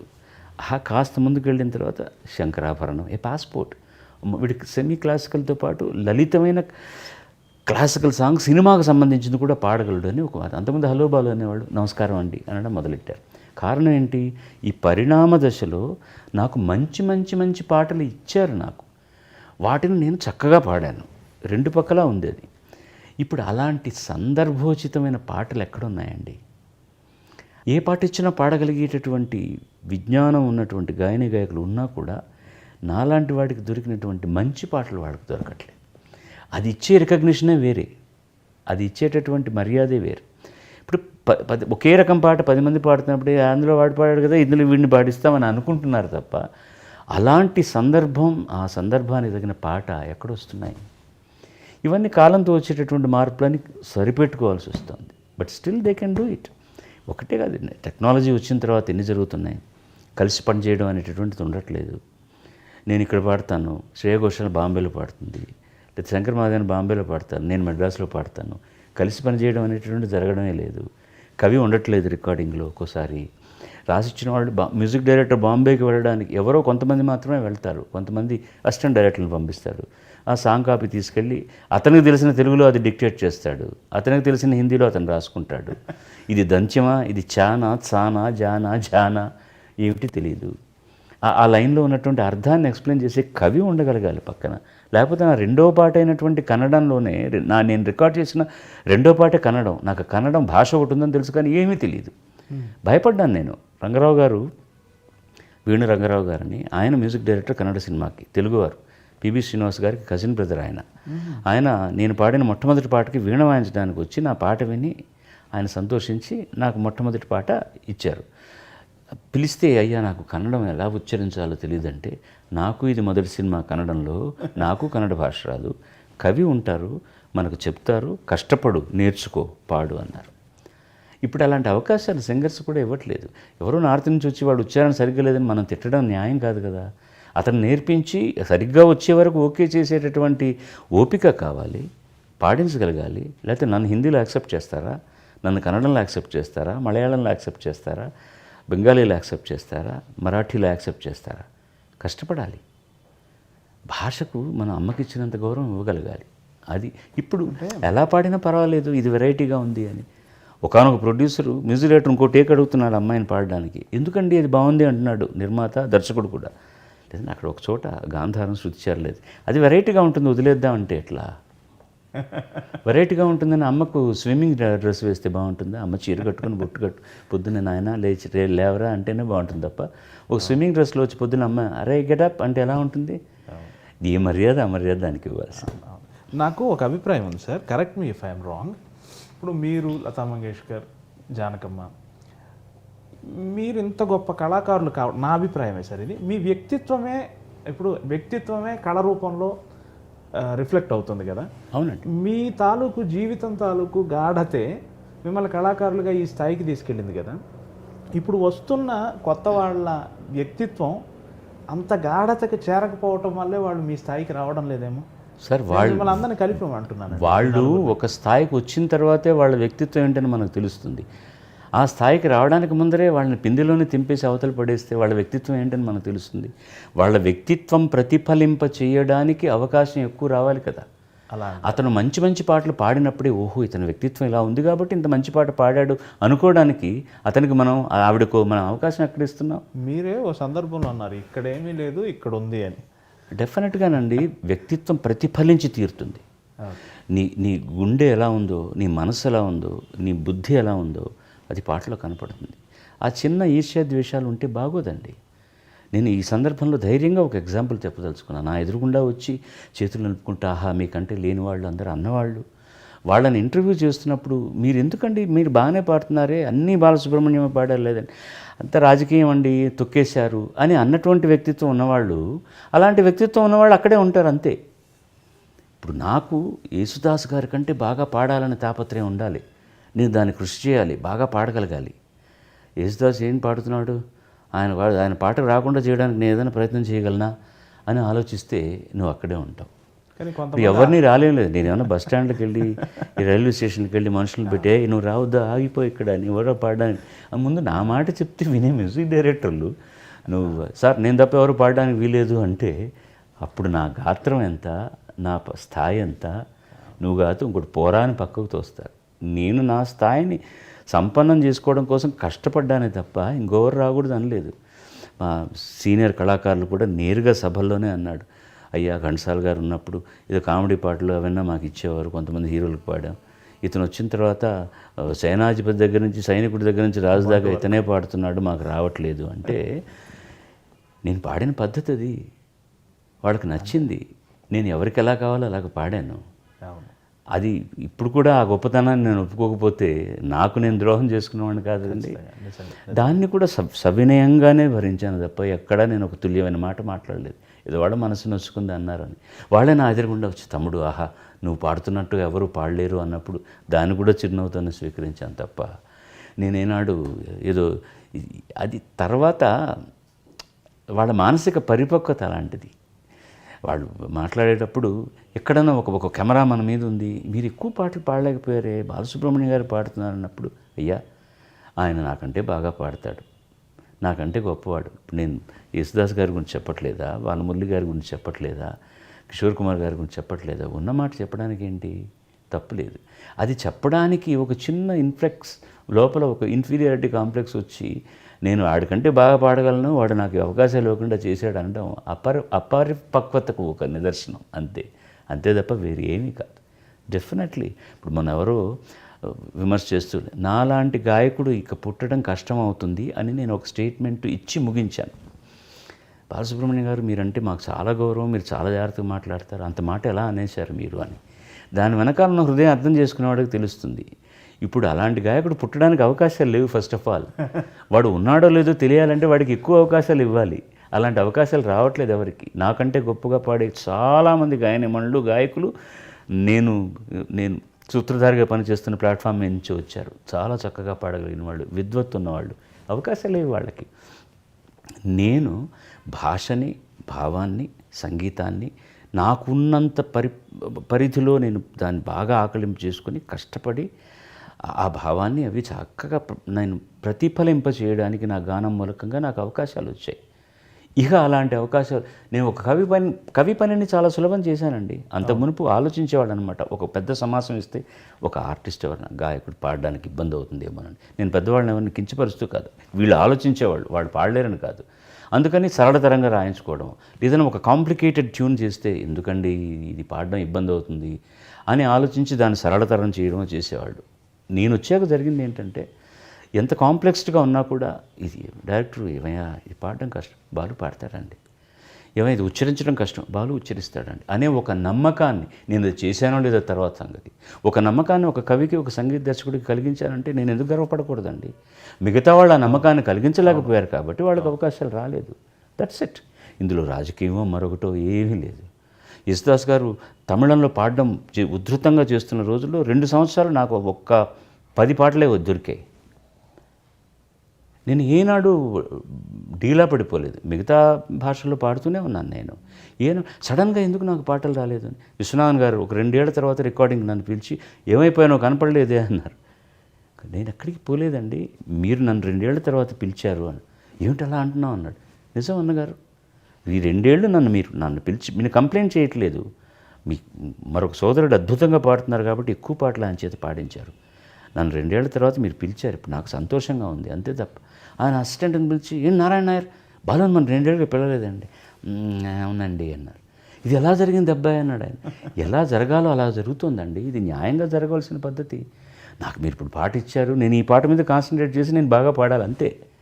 మిగతా ఎవరెవరో పాడేస్తున్నారు అనుకుంటే ఆ సందర్భంలో వాళ్ళకు ఉన్నటువంటి విద్వత్తు దాన్ని కారణం పెట్టుకుని ఓ 2 పాటలు అత్యద్భుతంగా హిట్ అయిపోయాయి కాబట్టి అదే ఎంజీఆర్ గారు, అదే శివాజీ గారు అందరూ ఆయన చేత పాడించారు. సో ఈ సందర్భం జరిగిన తర్వాత మళ్ళీ అదే ఎంజీఆర్, అదే శివాజీ గారు నా చేతనే పాడించుకోవాలని అనుకున్నారు. ఇందులో పోటీ కాదు ముఖ్యం, ఒక కాల పరిణామంలో జరిగేటటువంటి ఇవన్నీ మామూలుగా జరుగుతాయి అంతే. కానీ దీన్ని అవతల వాడి మీద నేను అప్పుడు యేసుదాస్ గారు వచ్చేసారు, ఆయన మలయాళీ, ఎంఎస్ విశ్వనాథన్ గారు అప్పుడు చాలా స్థానికంగా అద్భుతంగా చేస్తున్నాడు, ఆయన మలయాళీ, అందుకు నేను ఎక్కడో తెలుగువాడిని, నాకు ఇవ్వలేదు, ఈ మలయాళీ కలిసిపోయారంటే అంతకంటే కుసంస్కారం ఒకటి ఉండదు. ఎక్కడ గొప్ప ఉంది అక్కడ ఒప్పుకోవడం నేర్చుకోవాలి మనం. విశ్వనాథన్ గారి టీంలో మీరు చాలా ముఖ్యులు. ఒక దశలో మీ పాటలు లేకుండా ఆయన సినిమాలే రాలేదు. కాలక్రమంలో విశ్వనాథన్ గారి శకం ముగిసి లేదా వారి కొంత తగ్గుతూ ఇళయరాజా అనే మధ్యాహ్న మార్తాండు అలా పైకి వచ్చినప్పుడు మీరు అందంగా ఒదిగిపోయారు. విశ్వనాథన్ గారి నుంచి అలా ఇళయరాజా క్రమంలోకి అలా ఒదిగిపోయారు. ఆ పరిణామం గురించి చెప్పండి. ఎడుపార్ కై పిల్లని చిన్నపిల్లవాడు ఏడుస్తుంటే ఎవరు ఎత్తుకుంటే వాళ్ళ చంకలోకి వెళ్ళడమే మన పని. ఇప్పుడు విశ్వనాథన్ గారు ఉద్ధృతంగా చేస్తున్న రోజుల్లో కూడా విజయభాస్కర్ అనేవాడికి, ఉపేంద్ర కుమార్ అనే ఆయనకు, మిగతా వాళ్ళకి, తమిళంలో చేస్తున్న వాళ్ళకి, తెలుగులో చేస్తున్న వాళ్ళకి అందరికీ, రాఘవుల్ గారికి పాడాను, సత్యం గారికి పాడాను. అప్పుడు చక్రవర్తి అనేవాడు కొత్తగా మొదలైనప్పుడు పాడాను. వాడు వీళ్ళందరినీ సూపర్ సీట్ చేసిన తర్వాత పాడుతూనే ఉన్నాను. ఘంటసాల మాస్టర్కి పాడాను, పింజల్ గారికి పాడాను, రాజశ్రీ. పిలిస్తే అవకాశం ఇస్తే పాడడం మన వంతు తప్ప ఇందులో ఒదిగిపోవడం, అడ్జస్ట్ అవడం అనేది ఏం లేదు. ఎవరి బాణీకి తగినట్టు పాడడం అనేటటువంటిది కళాకారుడి లక్షణం, గాయకుడి లక్షణం. అది లేకపోతే రెండో పాటకి పిలవరు మిమ్మల్ని. మన పాటకి వీడు న్యాయం చేస్తా అనుకున్నప్పుడే పిలుస్తారు. అప్పుడు నేను కీర్తివంతుడిగా ఉండుండవచ్చు. వాడితో ఇళయరాజాతో నాకు మా కచేరీలో హార్మోనియం వాస్తుండే బట్టి నా గురించి వాడికి బాగా తెలుసు కాబట్టి అలా అయినా కూడా మొదటి 2-3 సినిమాలు నేను పాడనే లేదు వాడికి.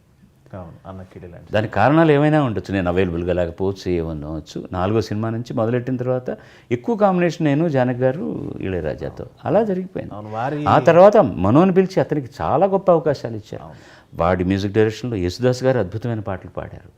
సంఖ్యాపరంగా ఎక్కువ పాటలు నేను పాడాను. ఒదిగిపోవడం అనేటటువంటి ఆ లక్షణం లేకపోతే మనం నిలబడలేమండి. వారే ఒక ఇంటర్వ్యూలో అన్నారు, మీరు జానకి గారు లేకపోతే ఆ పాటలకు అంత న్యాయం జరిగి ఉండేది కాదు అని. అతను అన్నాడో లేదో అనకపోయినా పర్వాలేదండి, దాని గురించి నేను ఎక్స్పెక్ట్ చేయను, ఇళయరాజా గారు అన్నదాని గురించి.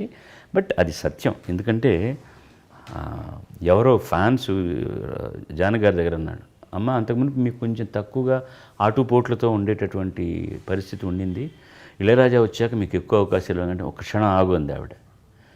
ఇళయరాజా నన్ను పోషించడానికి నాకు అవకాశం ఇవ్వగల, అతని పాటలకు నేను న్యాయం చేస్తాను కాబట్టి ఇచ్చాడు.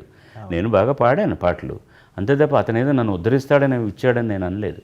అతను ఇచ్చినందుకు నేను ధన్యవాదాలు చెప్తాను. మంచి పాటలు ఇవ్వకేం చేస్తాడు, నేను బాగా పాడతాను అంతే. అలాగే ఇక్కడ కూడా గివ్ అండ్ టేక్. ఇప్పుడు ఇళయరాజా చాలా గొప్ప సంగీతం చేశాడు. ఆ గొప్ప సంగీతాన్ని పాడవలసిన వాళ్ళు పాడినప్పుడు వచ్చేటటువంటి ఆనందమే వేరే. అలాగనే మేమే పాడాలని లేదు. కొన్ని పాటలు అతను ఎవరి కోసం చేశారో వాళ్ళు న్యాయం చేశారు. బట్ ఎక్కువ శాతం పాటలు మేము ఇద్దరం పాడాం కాబట్టి మా కాంబినేషన్ అనేటటువంటి సుస్థిరమైంది. జానకి గారు, ఎస్పి బాలసుబ్రహ్మణ్యం, ఇళయరాజా అనే కాంబినేషన్ తమిళంలో ముఖ్యం. రెండవ స్థానం బహుశా చిత్ర గారితో ఎక్కువ పాడుంటారు. కాదు, ఎక్కువ పాటలు మొత్తం మీద తీసుకుంటే సుశీల్ గారితోనే ఎక్కువ పాడుంటాను. అలాగా అన్ని భాషలు కలిపి. తమిళంలో తీసుకుంటే ఎక్కువ జానకి గారితో, తర్వాత చిత్ర గారితో. చాలా సంతోషం. ఓ అందమైన సాయంత్రం ఇలా మీతో గడపగలగటం నిజంగా మనస్ఫూర్తిగా చాలా సంతోషపడుతున్నాను. ఆ విషయాన్ని మీకు ఒక కాఫీ ఇవ్వడం ద్వారా నేను తెలియజేసుకోవాలనుకుంటున్నాను. ఇప్పుడు ఈ కాఫీ ద్వారా నేను అందరికీ చెప్పేది ఏంటంటే, ఈ 2 గంటల సేపు మనం కాఫీ మీద మర్చిపోయాం. అది అవును, ఇది బాగా చల్లారిపోయింది. అవును, బాలసుబ్రహ్మణ్యం ఐస్ వాటర్ తాగుతాడు, ఐస్ కాఫీ కూడా తాగుతాడు. గొంతుక మీరు అన్నారే, దీని గురించి ఆలోచించేది ఇక్కడ ఉండాలి కాబట్టి. అవును, మీ అందరికీ కాఫీతో చీర్స్ చెప్తూ ఈ సంభాషణ ద్వారా మళ్ళీ నా మంచిని కోరేటటువంటి నా శ్రోతలందరికీ ఇంకా దగ్గరగా తీసుకొచ్చినందుకు యమునా కిషోర్ గారికి, వారి కాఫీకి, వారి కాఫీ కప్పుకి, వారి బృందానికి అందరికీ కూడా నేను సర్వదా కృతజ్ఞుడిని. నా తరపున, మా కాఫీ కప్ తరపున, మా coffee with Yamuna Kishore team మొత్తం అందరి తరపున మీకు మరీ మరీ ధన్యవాదాలు. Thank you very much. Survey జనా సుజనా భవంతు, సర్వే సుజనా సుఖినో భవంతు. స్వస్తి.